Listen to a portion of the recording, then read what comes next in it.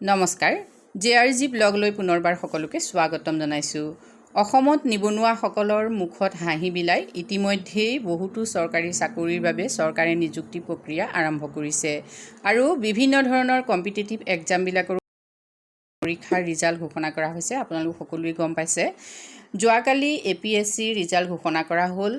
এই APSC পৰীক্ষাত যোৰহাটৰ কাকজান অঞ্চলৰ এগৰাকী তীক্ষ্ণ মেধাৱী সম্পন্ন ছাত্ৰী শ্ৰী সুতৃষ্ণা বৰদলৈয়ে ৩২ সংখ্যক স্থান লাভ কৰি উত্তীৰ্ণ হ'বলৈ সক্ষম হৈছে। যোৰহাটৰ কাকজান অঞ্চলৰ এখনি অগ্ৰণী শিক্ষা প্ৰতিষ্ঠান আৰোহণ একাডেমী ছিনিয়ৰ ছেকেণ্ডেৰীৰ তৰফৰ পৰা এয়া তেখেতক অভিনন্দন জনাই একাডেমীখনৰ অধ্যক্ষ শ্ৰীযুত জিতেন প্ৰসাদ বৰাদেৱে। সুতৃষ্ণা বৰদলৈ পিতৃ শ্ৰী অজিত কুমাৰ বৰদলৈদেৱ তেখেতো এসময়ত ACS বিষয়া আছিল। অসম চৰকাৰৰ সচিব হৈ তেখেতে ইতিমধ্যে অৱসৰ লাভ কৰিছে। জীয়ৰীৰ সাফল্যত তেখেতৰ মন্তব্য ছোৱালীয়ে পাইছে কাৰণে ভালেই লাগিছে। হয়, কথাটো হ'ল কি, আচলতে এইটো যে মোৰ ছোৱালীয়ে পাব বা মোৰ ল'ৰাই পাব তেনেকুৱা কথা নহয়। পৰীক্ষাবিলাকত মানে কি হ'ল, মানে ডিটাৰমিনেশ্যন লাগে, কাৰণ সেই ডিটাৰমিনেশ্যনটো শিক্ষাৰ্থীবিলাকে মনলৈ আনি লৈ পেলাই যদি পৰীক্ষাবিলাকত এপিয়াৰ কৰিব পাৰে, স্বাভাৱিকতে সকলো ষ্টুডেণ্টে পাব। আৰু এতিয়া যিহেতু গোটেই APSC বস্তুটো অলপ ক্লিয়াৰ হৈছে, আগৰ নিচিনা এটা পৰ্যায়ৰ পৰা যথেষ্ট উন্নত পৰ্যায়লৈ আহিছে।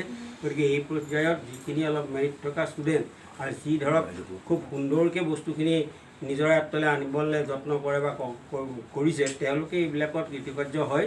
মোৰ ছোৱালী হিচাপে তাই পোৱাৰ কাৰণে ভাল লাগিছে। আৰু ধন্যবাদ ছাৰ। এয়া সুতৃষ্ণা বৰদলৈ মাতৃ ডক্টৰ বিজয়লক্ষ্মী বৰদলৈ বাইদেউ। বাইদেউ কওকচোন, আপুনি যিহেতু নিজে শিক্ষা অনুষ্ঠানৰ লগত জড়িত, আজি বছৰ আপুনি ছাত্ৰ ছাত্ৰীক শৈক্ষিক দিশত সম্পূৰ্ণৰূপে তেওঁলোকৰ উন্নতি হোৱাকৈ কাম কৰিছে। এতিয়া আপোনাৰ যিহেতু জীয়ৰীয়ে APSC কমপ্লিট কৰিছে, কেনেকুৱা লাগিছে আপোনাৰ? আমাৰ কন্যাই APSC ক্লিয়াৰ কৰাৰ কাৰণে আমি খুব ভাল পাইছোঁ, কাৰণ তাই মানে কষ্টও কৰিছিলে বহুত, আৰু সেই কষ্টৰ তাই এটা ভাল ফল লাভ কৰিছে। আৰু সেইকাৰণে আমি অকল পিতৃ মাতৃ বুলিয়েই নহয়, আৰু আমাৰ শুভাকাংক্ষী সকলোৱেই ভাল পাইছে, আমাক অভিনন্দন জনাইছে। তাৰ কাৰণে মই এটাই আশা কৰোঁ, তাই ভৱিষ্যতে এজন প্ৰশাসনিক বিষয়া হোৱাৰ লগতে আৰু লগতে সমাজ জীৱনৰ লগত তাই যাতে সম্পৰ্কটো বজাই ৰাখিব পাৰে, সেইটোকেই মই কামনা কৰোঁ। আৰু তাই ভৱিষ্যত যাতে উজ্জ্বল হয়, সেইটোও কামনা কৰিছোঁ। ধন্যবাদ বাইদেউ। যিহেতু এওঁলোক আমাৰ অসমৰেই নহয়, দেশৰ ভৱিষ্যত, গতিকে আমি সকলোৱে আশা কৰোঁ। ছাৰ যিহেতু আমাৰ আৰোহণ একাডেমীৰ প্ৰিন্সিপাল ছাৰ আছে, ছাৰ কওকচোন এই ক্ষেত্ৰত সুতৃষ্ণাক আপুনি কি ক'ব? মই প্ৰথমতে অভিনন্দন জনাইছোঁ। আৰু সুতৃষ্ণাৰ তেওঁ এজন সুন্দৰ প্ৰশাসনিক বিষয়া হওক, তেওঁৰ যোগেদি তেওঁ সেৱা কৰক, সমাজখন যাতে উন্নতি কৰিব পাৰে।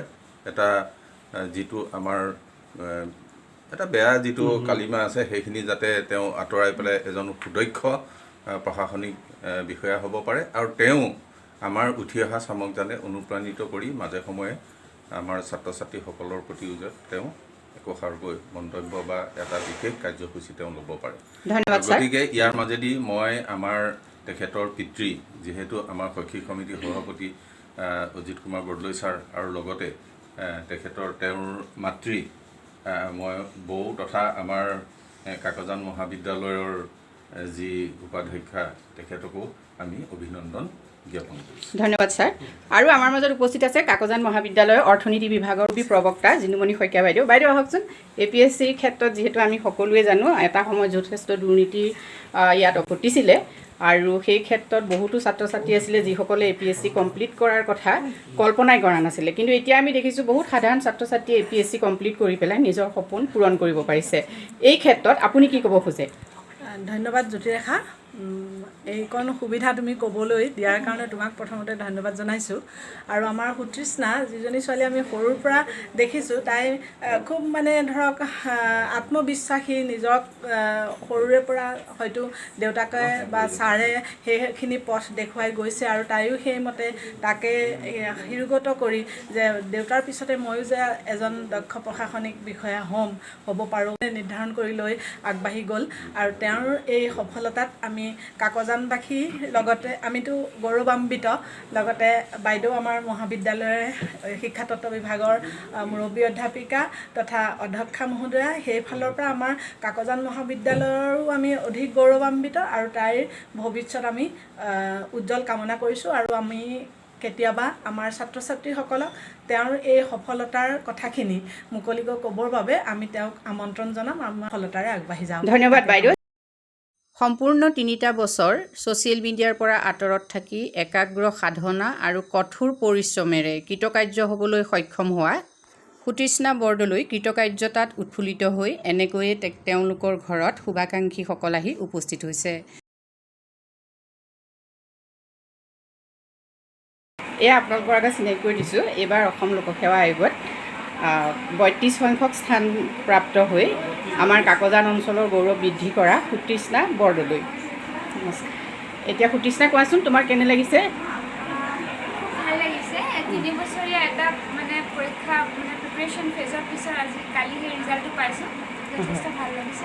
হয়, এতিয়া তুমি প্ৰথম ক'ত পঢ়িছিলা, মানে মেট্ৰিক ক'ৰ পৰা পাছ কৰিছা? মেট্ৰিক পাছ কৰিছিলোঁ বাল্যনিকেতন কাকজানৰ পৰা। হয়, আৰু higher secondary? Higher secondary Titabar Pragjyotika Academy. আৰু তাৰপিছত মই মোৰ স্নাতকৰ স্নাতকোত্তৰ অসম বিশ্ববিদ্যালয়ৰ যোৰহাটৰ পৰা লৈছোঁ। হয়। তাৰপিছত স্নাতকোত্তৰ কৰাৰ পিছত মই প্ৰজেক্ট এটা জুনিয়ৰ ৰিচাৰ্চ ফেল' হিচাপে কৰ্মৰত হৈ আছিলোঁ। হয়। কিন্তু সেই প্ৰিপাৰেশ্যনৰ আগমুহূৰ্তত সেয়া ৰিজাইন দি পেলাই মই ফুল ফ্লেজত এই পৰীক্ষাটোৰ কাৰণে হয়, এইবাৰ তুমি প্ৰথমবাৰৰ বাবে পৰীক্ষাত অৱতীৰ্ণ হৈছিলা নেকি? আৰু তুমি পৰীক্ষা ৰিজাল্ট ভাল হ'ব বুলি ভাবি আছিলানে? মানে পৰীক্ষাটো যথেষ্ট আনচাৰ্টেইন। মই মানে একো মানে কি স্থান পাম বুলি একো ভবা নাছিলোঁ, কিন্তু লিষ্টত নাম থাকিব বুলি আশা এটা আছিলে মনতে। ইণ্টাৰভিউত কেনেকুৱা হৈছিলে তোমাৰ? ইণ্টাৰভিউ পাৰফৰ্মেঞ্চো মোৰ ভালেই আছিলে, মই নিজে মই সুখী হৈ গৈছিলোঁ। হয়, তাত সোধা চবতছে তোমাৰ ভাল লগা কুৱেশ্যনটো ক'বা নেকি? মোক সুধিছিলে হেৰি কিতাপ পঢ়ি কিয় ভাল পোৱা, মানে সেই কুৱেশ্যনটো মোৰ হবিৰ ওপৰত সেই কুৱেশ্যনটো আছিলে। আমাৰ নতুন প্ৰজন্মইতো কিতাপ আজিকালি খুব কমেই পঢ়ে, নহয় জানো? যিহেতু আমাৰ এতিয়া ছ'চিয়েল মিডিয়াৰ যুগত প্ৰায় নতুন প্ৰজন্ম ছ'চিয়েল মিডিয়াৰ লগত ব্যস্ত থাকে, গতিকে তুমি নতুন প্ৰজন্মৰ বাবে কি ক'বা সেই ক্ষেত্ৰত? মই এটাই ক'ম যে ছ'চিয়েল মানে টেকন'লজি এটা খুব মানে আমাৰ এইবিলাক মোবাইল হওক বা এনেকুৱা ছ'চিয়েল মিডিয়া হওক, এইবিলাক নতুন নতুন টেকন'লজি কিছুমান। But technology is a very good servant, but এটা ভেৰি ডেঞ্জাৰাছ মাষ্টাৰ। মানে টেকন'লজি কেতিয়াও মাষ্টাৰ হ'বলৈ দিব নালাগে। আমি যিখিনি আমাৰ কিবা লাভৰ কাৰণে ইউজ কৰিব লাগে, কিন্তু আমাৰ নিজৰ ওপৰত লাভ হ'বলৈ দিয়াটো আমাৰ মানে ভয়ংকৰ বুলি মই ভাবোঁ। বহুত সময় খৰচ হৈ আছে। হয় হয়, এতিয়া তোমাৰ সপোনটো কোৱা। যিহেতু তুমি এনেকুৱা এটা স্থানত উপনীত হৈছা, নহয় জানো? অসমতেই হওক বা ভাৰততেই হওক বিভিন্ন পৰীক্ষাত ছাত্ৰ ছাত্ৰীসকল উত্তীৰ্ণ হয় আৰু বিভিন্ন ধৰণৰ চাকৰি লাভ কৰে, নহয় জানো? এই পৰীক্ষাটোত উত্তীৰ্ণ হোৱাৰ পাছত যে সকলোৱে ইমানকৈ কিয় শুভেচ্ছা জনায় বুলি ভাবিছা বাৰু? আচলতে পৰীক্ষাটো এতিয়া চাবলৈ গ'লে বাকী আমাৰ যিমানখিনি পৰীক্ষা হয় তাতকৈ অকণমান প্ৰিপাৰেশ্যনৰ বেলেগ হয় আৰু পৰীক্ষা প্ৰণালীটো অকণমান বেলেগ হয়। আৰু এইবাৰ যিহেতু গোটেই UPSC পেটাৰ্ণ কৰিছে, গতিকে চিলেবাছো কমপ্লিটলি UPSC পেটাৰ্ণত হৈছে, গতিকে বাকী পৰীক্ষাবিলাকতকৈ অকণমান কঠিন বুলি মোৰ ধাৰণা হয়। আৰু সেইকাৰণে আৰু যিহেতু গোটেই অসমৰ মানে প্ৰশাসন চলাব লাগিব, হয় নহয়? প্ৰথম কথা সেইটো, যিহেতু তোমালোকে প্ৰশাসনৰ দায়িত্বত থাকিবা, মানে জনসাধাৰণে যথেষ্ট আশা কৰে তোমালোকৰ পৰা। গতিকে আমাৰ তৰফৰ পৰা কাকজান আৰোহণ একাডেমীৰ পৰা তোমালৈ শুভেচ্ছা জ্ঞাপন কৰিছোঁ আৰু আশা কৰিম তোমালোকৰ সবল নেতৃত্বত অসমে এখন সুন্দৰ ৰাজ্য পাব। আমি ভাবোঁ তোমালোকৰ উদ্দেশ্য আৰু যি কৰ্মোদ্যম সেই ক্ষেত্ৰত যাতে অচলতল হৈ থাকা। সুতৃষ্ণালৈ ধন্যবাদ জনাই তেওঁৰ উত্তৰ কামনা কৰি আজি অনুষ্ঠান সামৰিছোঁ। ধন্যবাদ।